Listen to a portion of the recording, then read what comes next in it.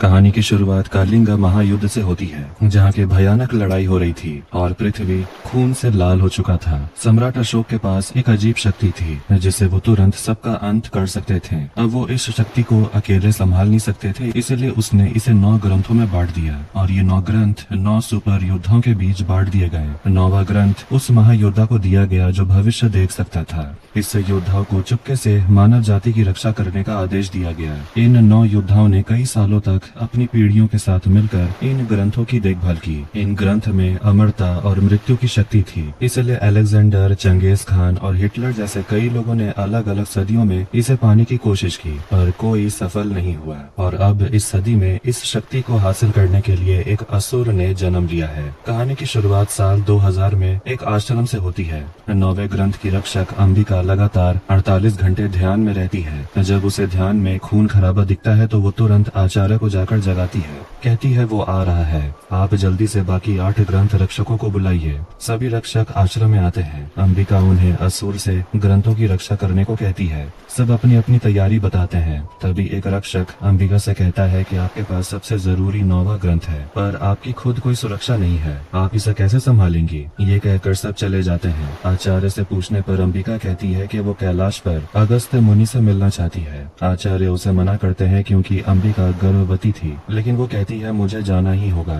बर्फ के पहाड़ों पर बेहोश होने के बाद अगस्त्य मुनि उसे अपने ठिकाने पर लाते हैं। अंबिका उन्हें सब बताती है। गुरु कहते हैं कि शास्त्रों के अनुसार कलयुग का महायुद्ध शुरू होगा और ये बात सही है। असुर को हराने के लिए मीराई नाम के हथियार की जरूरत होगी, लेकिन इसे पाने के लिए आत्म त्याग करना पड़ेगा। अंबिका किसी भी त्याग के लिए तैयार हो जाती है। गुरु कहते हैं कि तुम्हारा आत्म त्याग बहुत बड़ा होगा, तुम्हें अपने आने वाले बच्चे को त्यागना होगा। अंबिका कुछ देर सोचकर राजी हो जाती है। बच्चे के जन्म के बाद अंबिका उस बच्चे को एक जगह छोड़कर चली जाती है। अब कहानी जाती है 24 साल के बाद। अंबिका आश्रम में विभा नाम की लड़की ध्यान कर रही होती है। आचार्य उसे बताते हैं कि एक महातांत्रिक ने 6 ग्रंथ हासिल कर लिए हैं। उसका नाम महावीर लामा है। आचार्य कहते हैं कि 24 साल पहले हुए आत्म त्याग में इसे रोकने का उपाय छिपा है। जब मेरा बेटा वेदा 24 साल का हो जाए तो उसे आश्रम लाना, वही 9वें ग्रंथ का रक्षक बनेगा। आचार्य कहते हैं कि सिर्फ 3 हफ्ते हैं, वेदा को ढूंढना जरूरी है। विभा, जिसके पास मन पढ़ने की शक्ति है, तुरंत काशी पहुंचती है। वो वहां एक पुलिस वाले और एक गुरु का मन पढ़ती है। गुरु बताते हैं कि वेदा मेरे पास ही बड़ा हुआ है, लेकिन अब वो कोलकाता चला गया है। विभा कोलकाता में उसके दोस्त से मिलती है जो बताता है कि वो कोयला बेचते थे, पर वेदा अब हैदराबाद चला गया है। विभा हैदराबाद पहुंचती है, जहां वेदा की एक गिरोह से लड़ाई हो जाती है और पुलिस उसे पकड़ लेती है।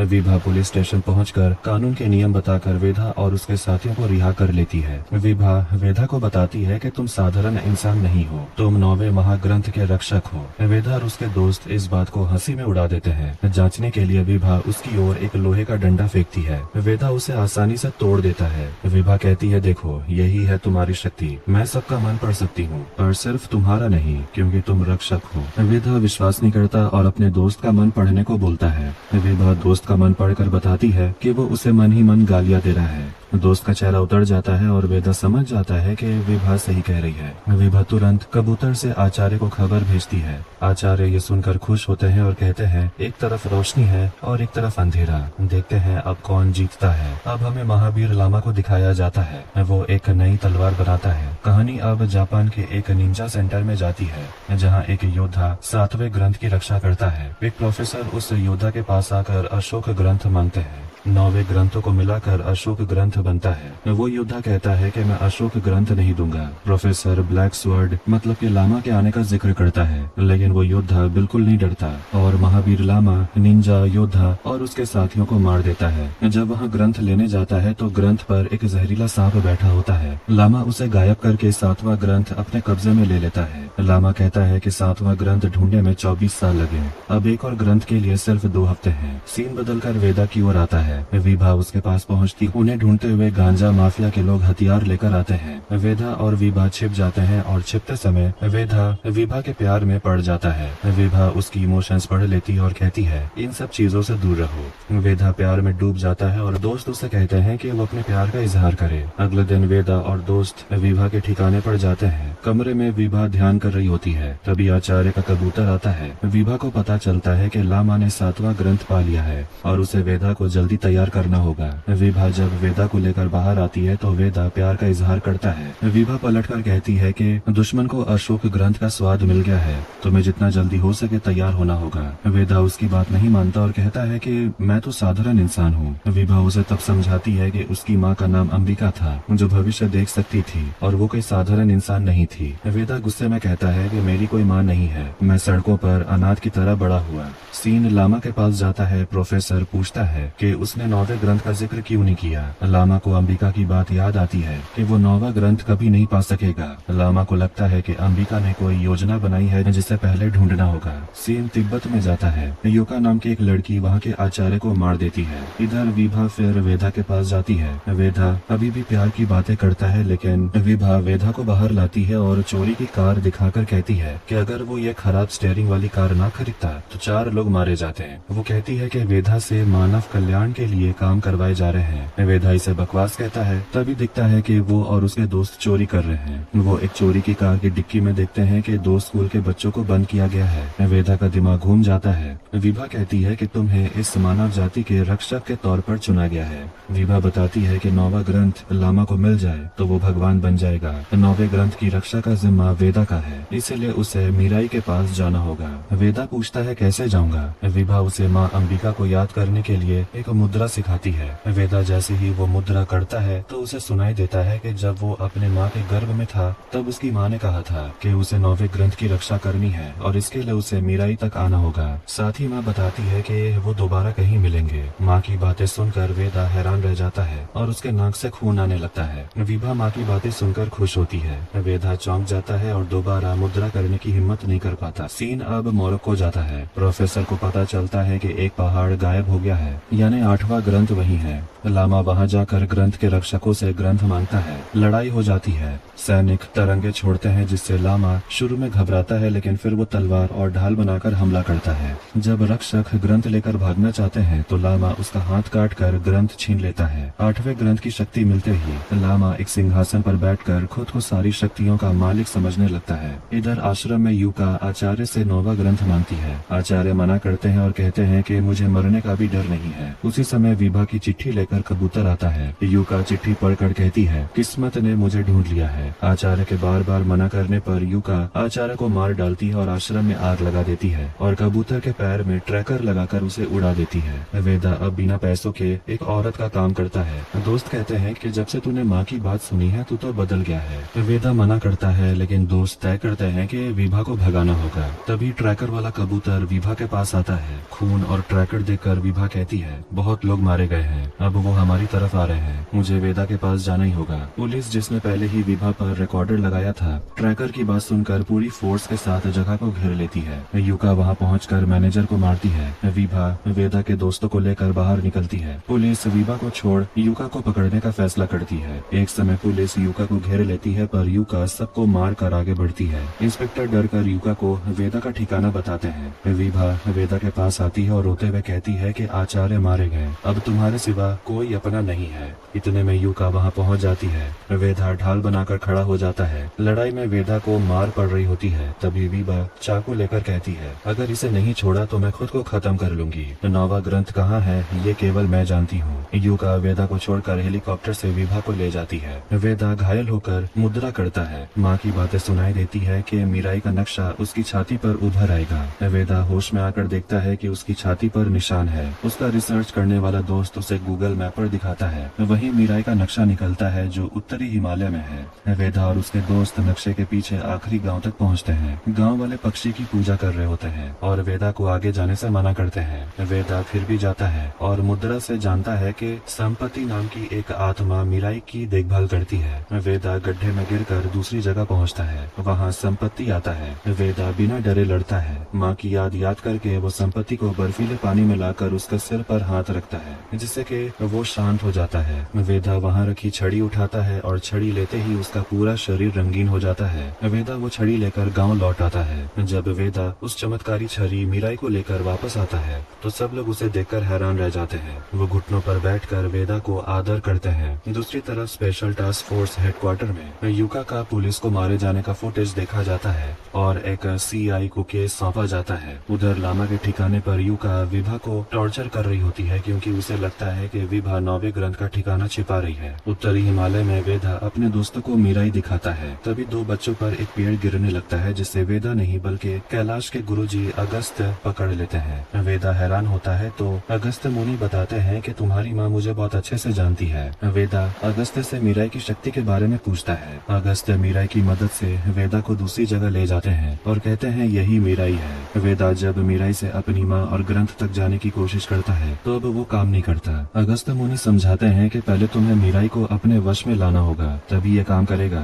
जिस दिन तुम और मीराई एक हो जाओगे उस दिन सिद्धार्थ गिरी में महायुद्ध होगा। अगस्त्य वेदा को वापस भेजते हैं और वो दोनों तंत्रामण की ओर निकलते हैं। रास्ते में वेदा समझाता है कि उसकी छाती का दर्द दरअसल उसकी माँ की प्रेजेंस थी। अगस्त्य बताते हैं कि 9वां ग्रंथ इमोर्टलिटी है, मतलब अमरत्व है, जिसे बुरे लोगों के हाथ में नहीं पड़ने देना है। उधर लामा 8 ग्रंथ लेकर तंत्र मंत्र शुरू करता है। विभा लामा से पूछती है कि क्या वो भगवान का मतलब जानता भी है। लामा गुस्से में अपनी दर्दनाक कहानी उसे सुनाता है। बचपन में गांव वालों ने उसकी माँ को शैतान कहकर मार डाला था, जिससे उसका गुस्सा चरम पर पहुंच गया। उसने अपने पिता, पंडित और पूरे गांव को आग में जला दिया था। तब जाकर उसे शांति मिली। वो कहता है कि मुझे भगवान की बातें मत सुनाओ, मैं खुद इस दुनिया का भगवान बनूंगा। लामा को अपनी शक्ति पर घमंड होता है, लेकिन उसे अंबिका की वो बात याद आती है कि उसे एक महायोद्धा रोकेगा। ये याद आते ही लामा युका को एक तरंग यंत्र देकर वेदा को लाने को कहता है। इधर वेदा एक मंदिर में होता है, तभी युका अपने सैनिकों के साथ वहाँ आती है और 9वां ग्रंथ कहाँ है ये पूछती है। वेदा गुस्सा होकर मीराई से लड़ना शुरू करता है। वेदा अच्छा लड़ता है, लेकिन युका जैसे ही तेज शोर निकालने वाला तरंग यंत्र चलाती है, वेदा कमजोर पड़ जाता है और मीराई उसके हाथ से छूटकर गिर जाता है। तभी अगस्त्य उस जगह खड़े एक छोटे बच्चे से उसका नाम पूछते हैं, जो होता है अंबिका। ठीक उसी समय मीराई अपने आप वेदा के पास लौट आता है। वेदा को अगस्त्य की बात याद आती है, जिस दिन मीराई तुम्हें समझ जाएगा, महायोद्धा बन जाओगे। ये सब याद करके वेदा मीराई को लेकर खड़ा होता है और कहता है, मेरी माँ ने हमेशा जो चाहा मैं वही चाहता हूँ। ये बोलते ही वेदा मीराई के साथ खेलना शुरू करता है। अब अचानक मीराई लंबा हो जाता है, कोई भी वेदा के सामने टिक नहीं पाता। जब युका दोबारा वेव्स निकालती है तो मीराई ढाल बन जाता है। फिर मीराई की शक्ति से वो तरंग यंत्र ही टूट जाता है। युका वेदा से हार जाती है और वेदा युका को मार डालता है। वेदा उसी समय खून बहने के कारण बेहोश हो जाता है। होश आने पर वेदा विभा के पास आता है। विभा के जख्मी हिस्से पर मीराई का स्पर्श होते ही पल भर में सब कुछ ठीक हो जाता है और विभा एकदम ठीक हो जाती है। वहाँ मौजूद लोग ये देखकर हैरान हो जाते हैं। वेदा फिर विभा से पूछता है कि 9वां ग्रंथ कहाँ मिलेगा।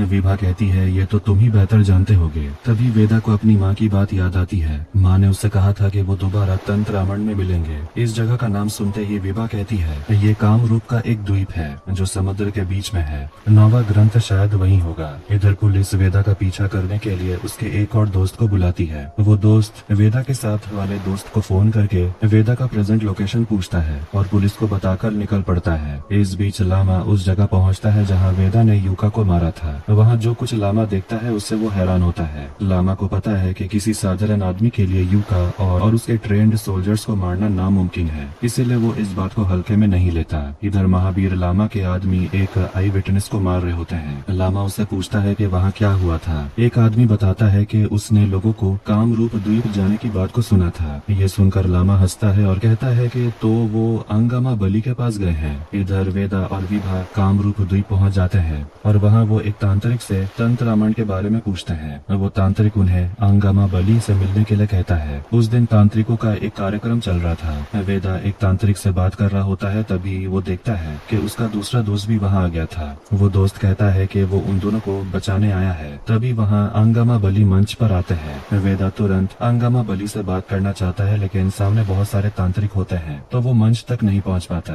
तभी वेदा मीराई की मदद से उड़कर मंच की ओर जाने लगता है। उसी समय पुलिस वेदा को देखकर गोली चलाती है तो मीराई एक शील्ड बना देता है। वेदा जैसे ही स्टेज पर पहुँचता है तो दूसरे तांत्रिक उसे पकड़ने के लिए दौड़ने लगते हैं। तब अंगामा बली उन्हें रोक देते हैं। वेदा के हाथ में मीराई देखकर वो उसे पहचान लेते हैं। अंगामा बली कहते हैं कि अंबिका ने जो कहा था वही सच हुआ, अब समय आ गया है। ये कहकर अंगामा बली वेदा को लेकर एक जगह की ओर चलने लगते हैं। जब पुलिस उनका पीछा करती है तो अंगामा बली तंत्र का इस्तेमाल करके पुलिस वालों को एक पहाड़ की चोटी पर फेंक देते हैं। वेदा को जब एक जगह लाया जाता है तो सभी लोग वेदा का सम्मान करते हैं। वहाँ वेदा एक मूर्ति देखता है जिसमें आग जल रही होती है। वेदा पूछता है ये किसकी मूर्ति है। अंगमा बली बताते हैं ये तुम्हारी माँ अंबिका की मूर्ति है। ये सुनकर वेदा हैरान होता है। तभी अंगमा बली विस्तार से कहानी बताते हैं। एक बार अंगमा बली एक गांव में गए थे जहां उन्होंने देखा कि पूरा गांव जल रहा था और कोई जिंदा नहीं बचा। तभी उनकी नजर एक अनाथ लड़के पर पड़ी जो लामा था। अंगमा बली उस अनाथ लड़के को अपने साथ तंत्रामण ले आए। उन्होंने लामा को अपने बेटे की तरह पाला। एक दिन अंगमा बली ने देखा कि लामा का ध्यान भी तंत्र की तरफ है, इसलिए उन्होंने उसे तंत्र सिखाया।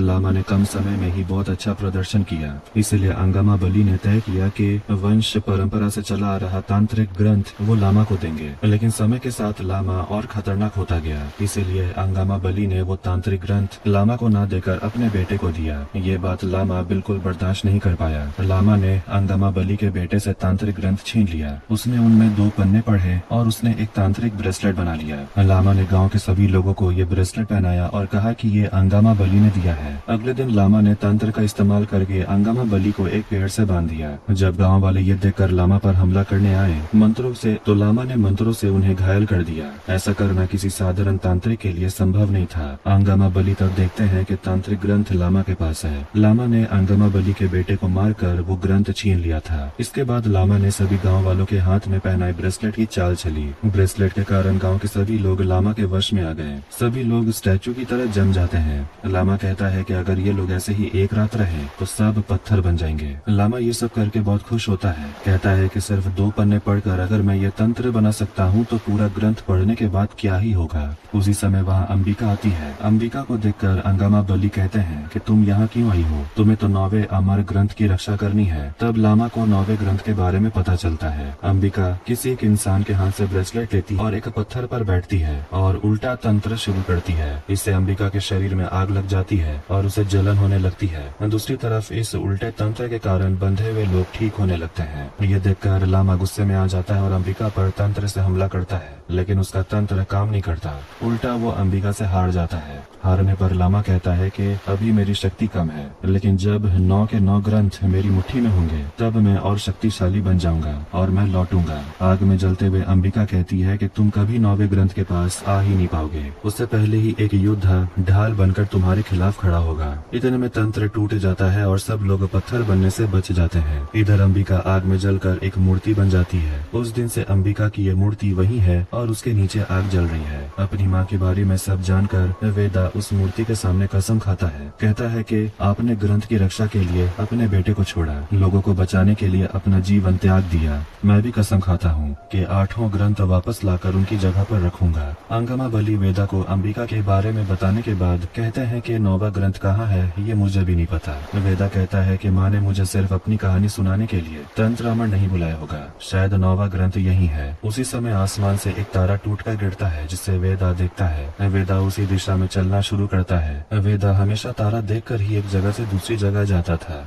इसलिए इस बार भी वो तारा देखकर चलता है और एक पुराने मंदिर पर पहुंचता है। वहाँ वो छड़ी से आग जलाकर चारों ओर देखता है और उसे एक मूर्ति दिखाई देती है। वेदा मूर्ति के पास जाकर कहता है, मैं आपकी तरह महान तो नहीं बन पाऊंगा, पर आपके दिखाए रास्ते पर चलना चाहता हूँ। तभी मूर्ति के पास से एक पत्ता उड़ता है जो एक पोर्टल बनाता है। वेदा उस पोर्टल में जाता है जहाँ उसे 9वां ग्रंथ दिखाई देता है। वेदा जैसे ही उसे हाथ लगाता है तो उसे अपनी माँ की प्रेजेंस महसूस होती है। वेदा 9वें ग्रंथ लेकर अंगमा बली के पास आता है। अंगमा बली बताते हैं कि लामा फिर से कालपति तंत्र के जरिए सबको मारना चाहता है। पिछली बार भी उसने यही किया था, लेकिन तुम्हारी माँ ने सबको बचा लिया था। अंगमा बली कहते हैं कि अगर इस बार वो सफल हो गया और उसे ये 9वां ग्रंथ भी मिल गया तो कलिंग युद्ध से भी ज्यादा लोग मारे जाएंगे। ये सुनकर वेदा कहता है कि जब तक मैं जिंदा हूँ ये 9वां ग्रंथ उसे कभी नहीं मिलेगा। इधर लामा 8 ग्रंथों की शक्ति से कालपति तंत्र से ब्रेसलेट बनाता है। फिर वो कुंभ मेले में आए सभी लोगों को ये ब्रेसलेट पहना देता है। इसी बीच पुलिस को खबर मिलती है कि वेदा कामाख्या स्टेशन पर है। पुलिस वहाँ पहुंचकर वेदा को गिरफ्तार कर लेती है और मिराई यंत्र भी छीन लेती है। वेदा को ट्रेन से ले जाया जा रहा होता है। रेलवे लाइन के पास लामा दिखाई देता है। वो भयानक कुछ करने की तैयारी करता है और कहता है अब सब लोग भगवान को भूल जाएंगे। ये कहते ही वो एक पोर्टल खोलता है और कुंभ मेले के लोगों पर कालपति तंत्र का का इस्तेमाल करता है। इससे पिछली बार की तरह सभी लोग स्टैचू जैसे बनने लगते हैं। इधर ट्रेन में कुछ लोग वेदा को मारने आते हैं। ये देखकर पुलिस वेदा के हाथ खोल देती है। वेदा उन लोगों से लड़ता है। तभी कोई बताता है कि इस ट्रेन में सभी लोग मारे जाएंगे,